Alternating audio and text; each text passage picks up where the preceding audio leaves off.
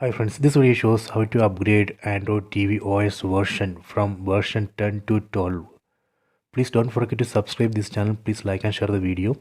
First go to settings. Select the settings icon from top right corner. Go to device preferences. Go to about. Under about, here we can see current version 10. Right now I am using Android TV OS version 10. I am going to upgrade this to 12. Select this system update. Select this option. Now it's checking for update. Please wait. Okay, done. It shows that there is an update. New update available. The version of new update is 12.1.1. Size of the update is 762 MB. On right side you can see one download button. We can select that button.